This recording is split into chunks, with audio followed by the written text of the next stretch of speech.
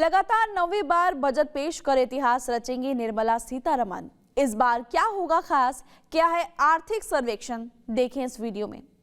देखिए, देश की आर्थिक दिशा एक बार फिर से तय होने वाली है। जी हां, जिसका इंतजार हर भारतवासी को है, वो 1 फरवरी को केंद्रीय वित्त मंत्री निर्मला सीतारमण पेश करेंगी आम बजट। ये उनका लगातार 9वां बजट है और एनडीए 3.0 सरकार का तीसरा पूर्ण बजट। खास बात यह है कि इस बार बजट रविवार को पेश किया जाएगा, जो कि हाल के सालों में हमें कम ही दिखाई दिया। पिछले बजट में 12 लाख करोड़ रुपए तक की इनकम को टैक्स फ्री कर सरकार ने मिडिल क्लास को एक बहुत बड़ी राहत दी थी और अब टैक्स पेयर्स, किसान, कारोबारी और युवा, हर किसी की नजर इस बात के बजट पर है कि इस बार बजट में उनके लिए क्या खास सरकार लेकर आती है। इस बजट को लेकर वित्त मंत्री की तैयारियां अपने अंतिम चरण में है। मोदी सरकार की ओर से निर्मला सीतारमण के द्वारा पेश किए जाने वाला ये लगातार 9वां बजट होगा और मोदी सरकार के इस बजट से देश के नागरिकों को बहुत ज्यादा उम्मीदें भी हैं।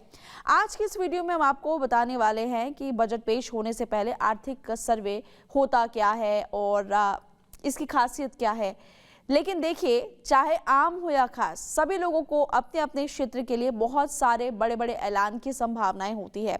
अब रेलवे से लेकर शिक्षा तक, हेल्थ से लेकर सुरक्षा तक, नौकरी से लेकर कई सरकारी योजनाओं समेत अन्य चीजों तक बजट को लेकर लोगों में उत्साह है। तो हमें उम्मीद है कि आपको भी उत्साह होगा। और साल 2025 से 26 के बजट की अगर हम पहले बात कर लेते हैं कि कुल 50,65,345 करोड़ रुपए का वो बजट था।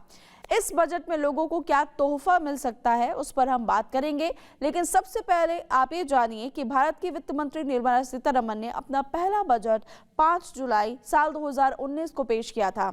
साल 2019 से लेकर साल 2024 तक निर्मला सीतारमण ने 2 अंतरिम, 4 पूर्ण बजट पेश किए हैं और उसके बाद लोकसभा चुनाव 2024 के बाद 23 जुलाई 2024 को वित्त वर्ष 2024 से 25 के लिए अपना 7वां बजट पेश किया।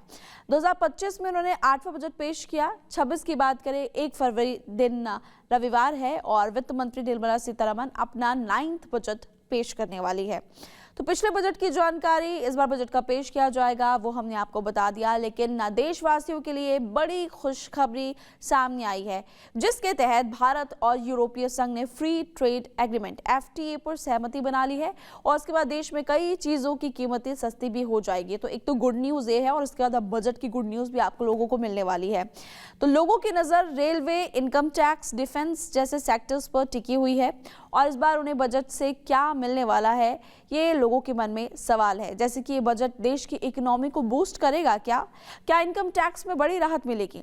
तो चलिए जानते हैं इस बजट में आम आदमी को कौन सा तोहफा मिलेगा, किसान से लेकर महिलाओं तक क्या क्या घोषणाएं हो सकती है। ये सारी जानकारियां आपको हम देने वाले हैं इस वीडियो में।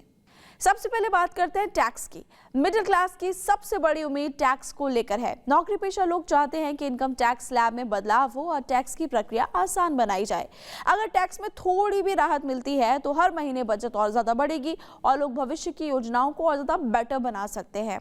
बाकी शिक्षा और स्वास्थ्य की बात कर लेते हैं, तो कि आज के समय में शिक्षा और स्वास्थ्य हर परिवार की प्राथमिक जरूरत बन चुकी है, प्रायोरिटी है। बजट 2026 में लोगों को उम्मीद है कि स्कूल, कॉलेज, मेडिकल सुविधाओं को सस्ता, बेहतर बनाया जाएगा। अगर शिक्षा और इलाज पर खर्च कम होता है तो आम परिवारों पर आर्थिक दबाव भी कम ही होता है। अब युवाओं के लिए नौकरी की बात करें और छोटे कारोबारियों के लिए बात करें तो स्थिरता भी इस बजट का बहुत महत्वपूर्ण मुद्दा है। माना जा रहा है कि सरकार छोटे उद्योगों और स्टार्टअप्स को बढ़ावा देने के लिए कुछ नई स्कीम्स लॉन्च कर सकती है। इससे रोजगार के नए अवसर पैदा होंगे और देश की अर्थव्यवस्था को मजबूती भी मिलेगी। फिर बात करें सड़क, रेलवे, डिजिटल सेवाएं और पब्लिक ट्रांसपोर्ट जैसे क्षेत्रों में निवेश बढ़ने की भी संभावनाएं हैं। बेहतर सुविधाओं से लोगों का समय और पैसा दोनों बचेंगे, जिसका सीधा असर जीवन स्तर पर भी पड़ेगा। आम आदमी चाहता है कि बजट सिर्फ आंकड़ों तक सीमित ना रहे, बल्कि जमीन पर उसका असर भी दिखाई दे। अगर बजट 2026 में टैक्स, महंगाई, स्वास्थ्य, रोजगार को लेकर ठोस कदम उठाए जाते हैं तो ये बजट मिडिल क्लास के लिए राहत की सौगात बन सकता है।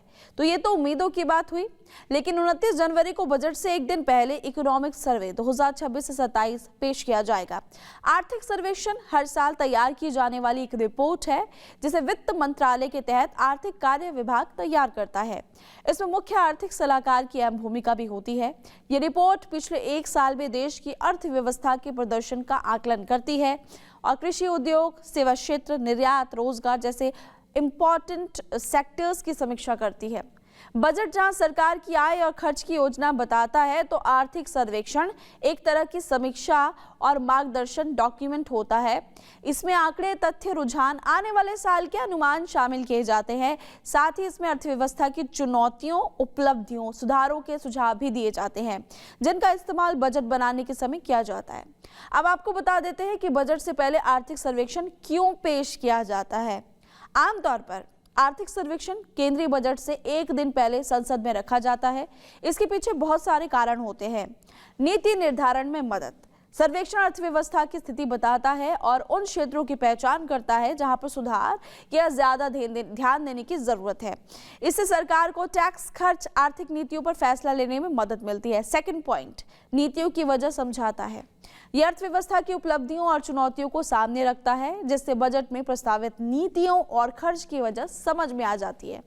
पारदर्शिता, ये भी एक तीसरा पॉइंट है।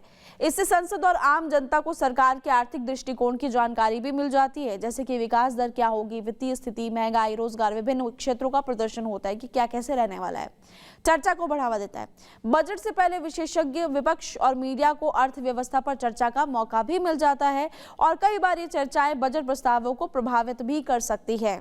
तो ये तो हो गई आम बजट से जुड़ी हुई जानकारी कि आर्थिक सर्वेक्षण क्या होता है और इस बार लोगों को क्या उम्मीदें हैं, क्या बड़ी राहत सरकार आपके लिए लेकर आ सकती है। आप जरा हमें कमेंट बॉक्स में बताइए कि आपको इस बार के बजट से क्या उम्मीद है, सरकार को क्या फैसला करना चाहिए। साथ ही इस तरह की खबरों के लिए रिपब्लिक भारत के डिजिटल प्लेटफॉर्म को सब्सक्राइब करें।